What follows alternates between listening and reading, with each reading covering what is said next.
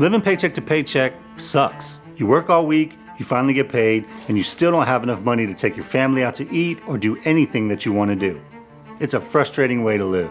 At least it was for me. I lived paycheck to paycheck for a long time, obviously all throughout high school and college, but then for years after I graduated as well. And what really sucks is when you're living paycheck to paycheck and then you lose your job. That's what happened to me, and it changed my life. First, for the worse, of course, because it was terrible, but then for the better, because that's the time when I actually started learning about money. The good news is that today, there's more opportunity than ever to get out of the paycheck to paycheck cycle.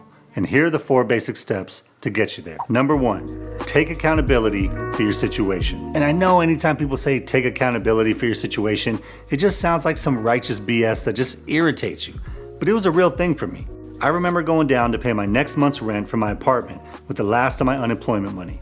I had no savings, no prospects, and a young family to support. And that was a scary day for sure, but that's when I realized that I needed to stop waiting for something good to happen to me and start making something good happen for myself. It's easy to find reasons or things to blame on others, but at the end of the day, it's our life. We have to live it, and regardless of what cards we're dealt or where we start off, we're responsible for where we end up. And I know it sounds corny, but taking accountability for your money situation is really the first step to making sure that it gets better. And believe it or not, it actually gives you power back, because now you realize that improving your situation is 100% within your own control. And the only person that can stop you is you.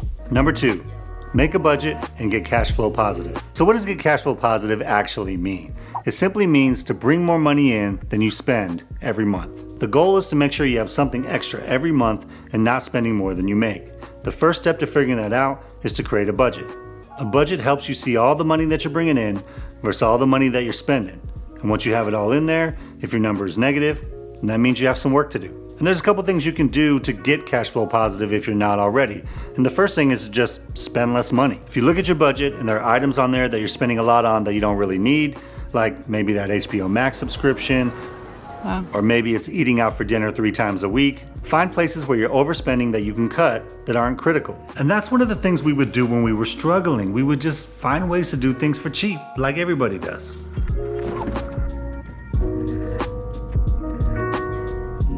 Cooked more at home. We found things to do with our son that were free, like going to the park or using the pool at our apartment complex, and just whatever we could to stay cash flow positive. And to be honest, we still do this today. The other thing you can do to get cash flow positive is just earn more money. And I know it sounds like a pipe dream, but the reality is that income matters. So whether that's trying to get a raise or promotion at your current job, or learning new skills to be able to get a higher paying job, or even taking on a second job or a side hustle to be able to earn some additional income. Either way, there's a bunch of different opportunities out there to be able to earn more every month if you need to. You may not be able to cut anything else from your budget, and you're just gonna have to get creative and find ways to earn more.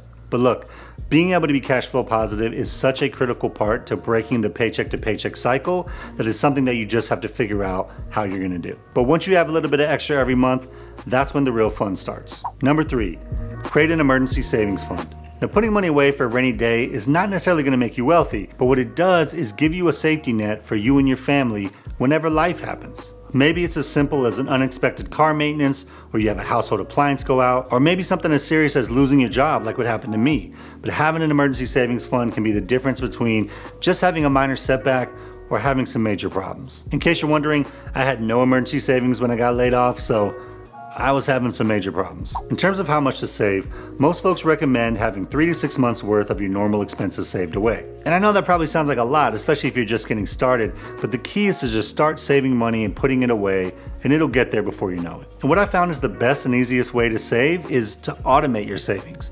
Do a recurring transfer or direct deposit every paycheck, and just get used to having that money out of sight, out of mind, so it's not there for you to spend. Plus, if you get a decent high yield savings account, they're offering pretty decent interest rates right now, so you can earn a little bit extra on money you're putting away for a rainy day anyway. Now, I know saving in an emergency savings fund seems boring and not something like you want to do, but it's critical for financial independence. Hold on, bud, I'll be right back. Here's my dog. He's like, why are you trying to go outside without me, bro? Not cool. Not cool. And I know this because it happened to me twice in my life. So obviously the first time when I got laid off, I didn't have emergency savings. So I just had to hustle and make sure I had enough money to pay the bills before my unemployment ran out.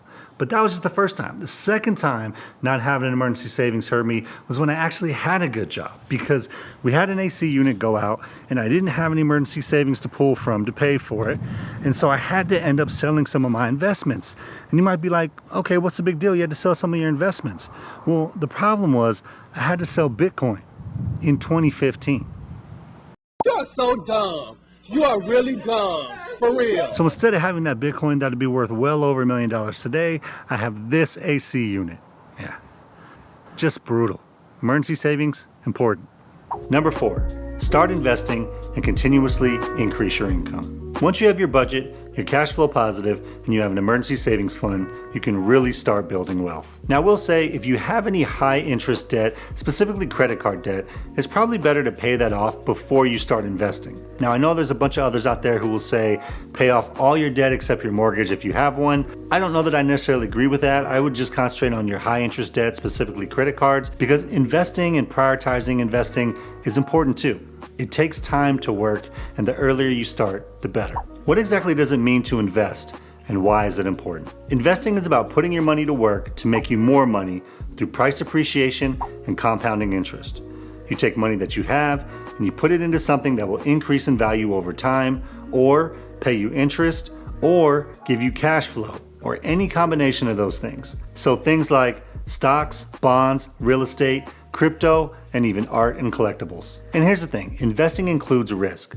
There's no such thing as a risk-free investment. But in order to build wealth, you have to be able to invest your money. When you look at the rising wealth gap, it's primarily caused by 2 things: differences in incomes and differences in assets. As the government prints money and inflation occurs, prices of things go up. We see this in the grocery store every day, but what they don't talk about is asset prices go up too. Real estate, stocks, crypto. So the people who have these assets get richer, and the people who don't invest in these assets get poorer. Investing is an absolute must if you want to break the cycle. There's any number of things you can do to start investing, and that topic is way bigger than just this one video. But here's the areas that I would be looking into if I was just getting started. If your company has a 401k retirement plan and you're not already investing in that, I would start there. Most companies offer a retirement plan that includes a company match, which basically means if you contribute to your own retirement, they'll match it up to a certain percent. I usually recommend that people try to at least get the max percent match from their company, because it's basically free money they're giving to contribute to your own retirement. In terms of what you should invest in that retirement account, in my opinion, you should start with something simple like a target date retirement fund, and just pick the one that matches your target retirement year. If you're younger or willing to take on a little more risk, just investing it in an S&P 500 index fund has proven to be a very good investment over the past 100 years. That's exactly what me and my wife did in our retirement accounts. Obviously, you can always adjust as you get more knowledgeable and understand more about what your individual goals are, but that should be a good place to get you started. Number 2, open a brokerage account. Now, there's many other account types like a Roth IRA, which helps you save for retirement with tax-free gains, or an HSA, which is a health savings account, which allow you to save for medical bills with tax benefits. But if you're already investing for retirement and you want to be able to invest in something that you have more regular access to, then the absolute simplest and easiest thing is a brokerage account with a low-cost index fund. And there's so many places you can go now to start investing, whether it's a more established brokerage like Schwab, Fidelity, or Vanguard, or if it's a newer app like Robinhood or even Cash App. It's easy to open an account and start investing with something simple, like an S&P 500 index fund like Vanguard's VOO. Or if you're trying to build a passive income stream, maybe something like Schwab's US Dividend Equity ETF, ticker symbol SCHD. And the best way to approach this is just like we did with the emergency savings fund.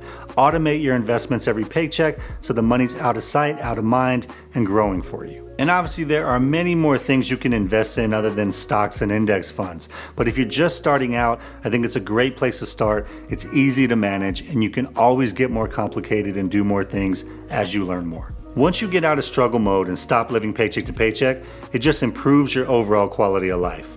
You're less stressed, you get to do more fun things with your family and friends, and it's just a lot easier to be happy on a daily basis when you're not constantly worried about money. The good news is, the opportunity is there. You just have to get started and stick with it. If you guys want help to get started with your first budget and see if you're cash flow positive, click on this video right here. Now, if you're ready to save for your emergency savings fund and you want to know some great high yield savings accounts, click on this video right here. I'll also put some videos about how to earn more money and investing for beginners down in the description as well. Hope you guys have a great day out there. Thanks for sticking around to the end. Keep stacking those wins for your family, and I'll see you guys in the next one. Peace.